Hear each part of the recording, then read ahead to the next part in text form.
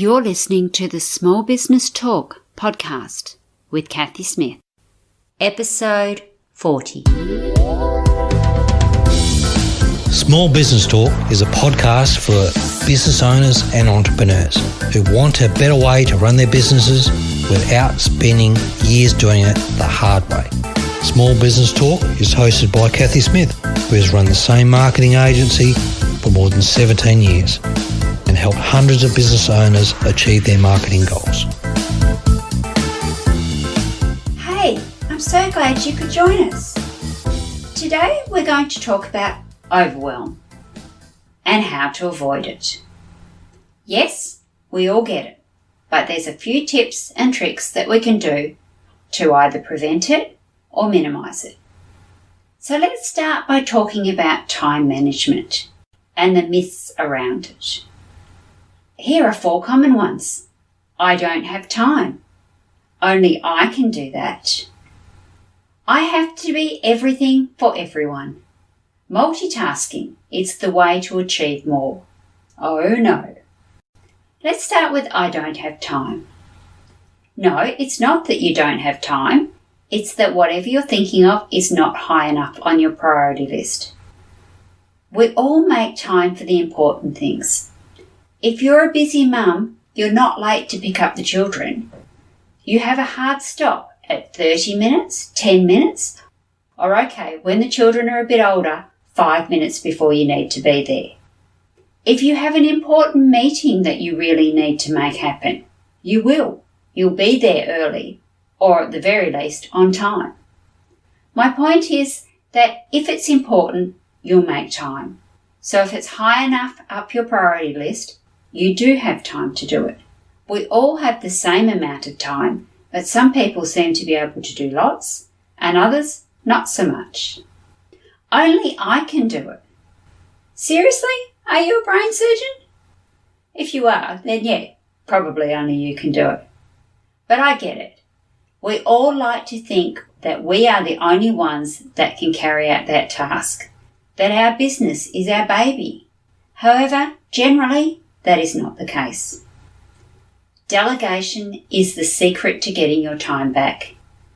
The first thing I delegated was my bookkeeping, because it took me a long time to do, often all weekend, and I spent my Christmas holidays doing it as well. And sometimes with the invoicing, I didn't even get to do it. Nobody will pay you if you don't invoice them. So what was I worried about? I was worried about somebody looking at my books. Was I doing the right thing? Did I have the right systems? Was I charging correctly? Was I spending too much money on training, etc., etc., etc.? I put on my big girl pants and I got a bookkeeper. My first bookkeeper came in for 4 hours and she had to deal with a huge backlog. And then she came back each week. After a month, she said, I only need to come every other week because there's not enough work to warrant me coming every week. She did twice the amount of work I did in the bookkeeping in half the amount of time, and she still got the filing done as well. So the moral of the story is if it's not in your zone of genius, get someone else to do it. The money you pay them will return you twofold or more through the lack of stress and allowing you to do the real work, what you should be doing. What if it is in your zone of genius? Yep, I hear you, but only I can do the stuff in my zone of genius, is what you're saying. Well, yes and no. There are smart ways to delegate this too. Take this podcast, for example. Yes, I need to be recording the interview or doing the episode. However, do I need to edit the audio, make the graphic, write the show notes, publish the episode, promote the new episodes out to social media, book the guests? I think you get the idea. I probably don't need to be doing all of those. Yes, I can do them all, but do I need to? Probably not. And do I do all of these tasks? No, I don't. Are they in my zone of genius? Some are, some are not. Because I'm no longer doing these tasks, Are you getting a lesser product? No, of course not. And to be honest, you're probably getting a better product by me delegating to my team. So give it a go. Choose one thing that you can outsource to your team or a contractor or a VA. Just make sure you have really clear instructions of how you want them to do it, and do it in baby steps. Then add more tasks as you get confident. And yes, at the beginning it will take someone longer to do it as you train them, depending on their skills and what the task is, of course. With my bookkeeping example, I got my time back because it didn't take them longer. In fact, it was quicker. So you will quickly get your time back once you learn to delegate. I have to be everything for everyone. No, you don't. Start by saying no. Even if you volunteer to organise the Christmas party every year for your local business group, doesn't mean you have to continue doing that. Look at the things you are committed to. Which of these things are nice to do and which are really necessary? Then start by saying no. Yes, that no word. Give people lots of notice if you are changing something that you do all the time, like the Christmas party. Let them know that this will be your last year, or in January, tell them you will not be doing it again. Will the Christmas party be the same as you've organised it in the past? No, probably not, but that's okay. Let it go and enjoy it anyway. Tasks that you do need to do, you can also delegate to your team, a contractor, or a family member, even if it's only temporary. I do a lot of travelling, and sometimes my husband needed to make dinner for the family.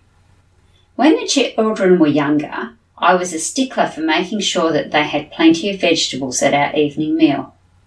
On one occasion, I came home to find out that Daddy had made us chunky canned soup on toast for dinner.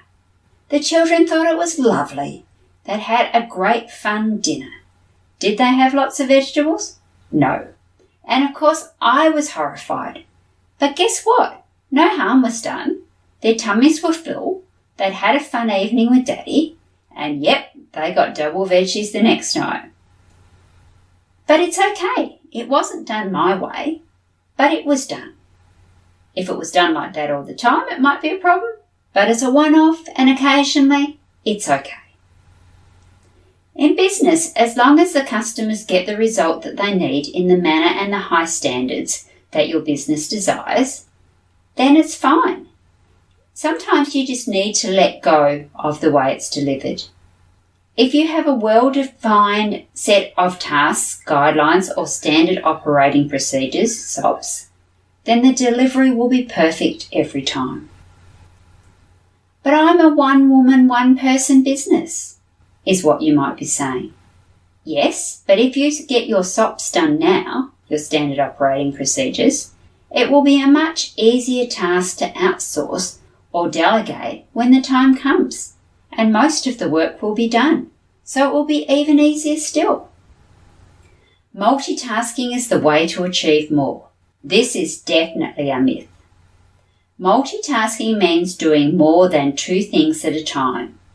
Can you really do it well? I don't think so. Sometimes you can get away with it, like driving and listening to the radio. However, how many times have you missed your turn off because you were listening too closely to that podcast and not really concentrating on where you were going?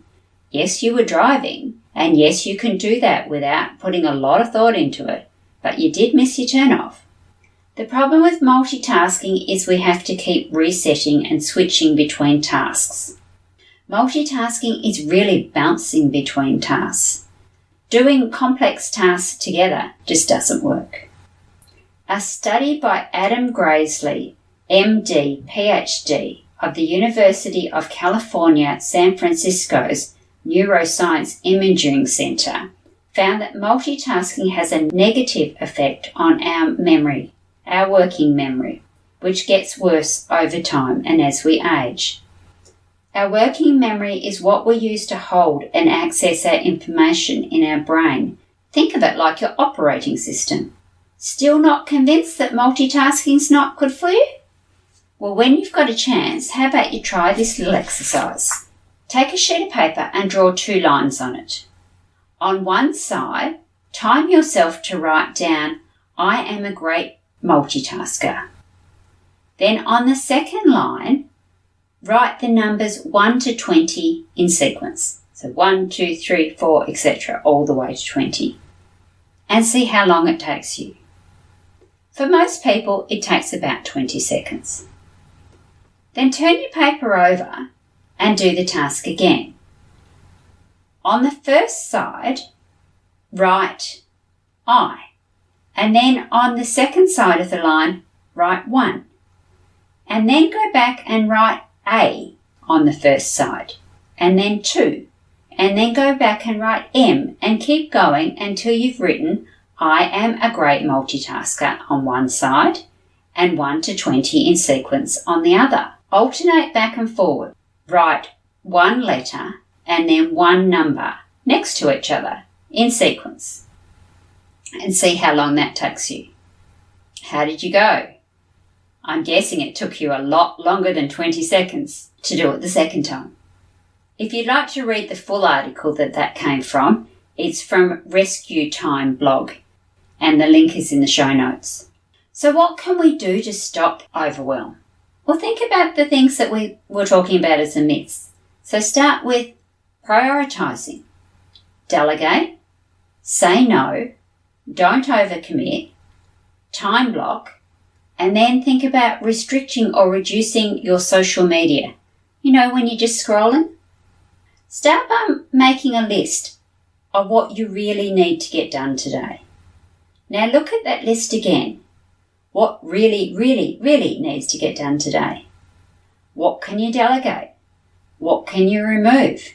And remember, you don't have to do it all yourself. For those tasks that you really need to do yourself, set time blocks for them. For example, you could set 2 30-minute time blocks, one at the beginning of the day and one at the end of the day, to check your emails. Nobody's going to send you an email emergency. Not a real one, anyway.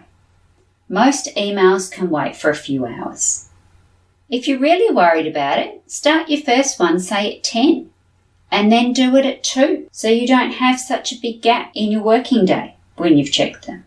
You'll be surprised how many of these seemingly urgent emails that the sender will be able to sort it out if you don't get back to them within a few hours. If you set time blocks for each task, you'll be amazed at how much you can get done when you set yourself a specific task and only concentrate on that. Social media is a great business tool. Yes, it is, but it's also a huge time waster and probably a major contributor to causing your overwhelm. You're either spending too much time on it or you're not seeing what everybody else is doing and comparing your beginning to their middle or your middle to their end. If you can't do it by yourself to reduce your social media addiction, then look at some of the apps that you can get that will actually physically stop you and will prevent you being able to access these social media platforms. And at the end of the day, just go easy on yourself. Stop trying to fix, cure, build, make the world a better place all in one day. And remember to have some downtime, some me time. Even if it's 5 or 10 minutes every day, just give yourself a little break. So I hope that was helpful. And remember, overwhelm, you can actually stop it. Little by little, doing some of the above tips. So just take it easy on yourself.